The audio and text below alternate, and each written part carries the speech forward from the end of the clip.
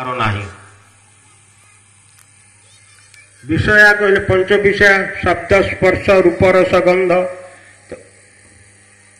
ये प्रथम कथा आम बुझा मनुष्य जन्म रे ईश्वर संबंध में जाना मुख्य कथा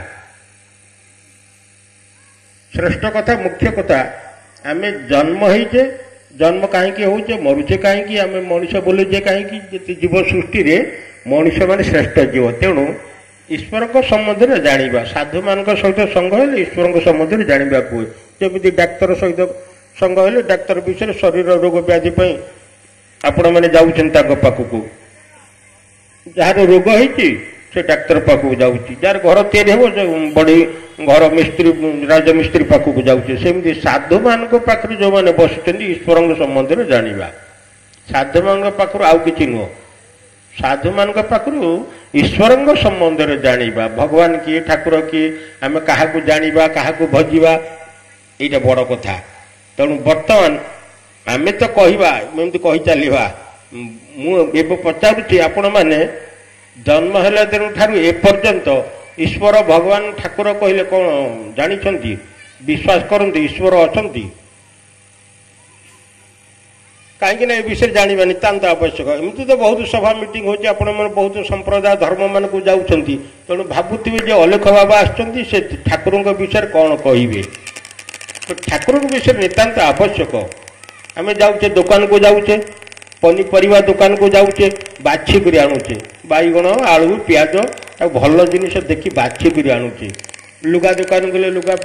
भल कि खराब ताक बाछिक आणुचे सेमती धर्म संबंध में बाछिक आनिबा।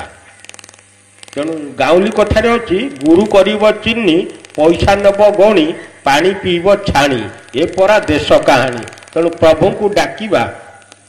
प्रभु को आगे प्रथम चिन्हवा प्रभु किए ए प्रभु संबंध में बहुत लोक मान भितर द्वंद्व हुए अन्य जहाँ तो सब सामान होती पनीपरिया किणिले बाछिक आणुच तो लुगापटा किणिले भल घर कले भल को सीमेंट भल कौन कले हम ताकू सब बाछिक आणुच्च कि ईश्वर संबंध में समस्त दुर्बल किए कहे मो हनुमान भक्त किए कहे मो राम भक्त किए कहे शिव भक्त किए कहे मोर अमुक चंडी रामचंडी मोर भक्त मुदार किए कहे हनुमान दुर्गा भक्त ये सब कहीं हो कारण कौन सतरे लोक किसी जापार यही सब आम पाखे सब दुर्बल रही ईश्वर किए भगवान किए ताकू नितांत आवश्यक जानिबा न जानिक यह धाम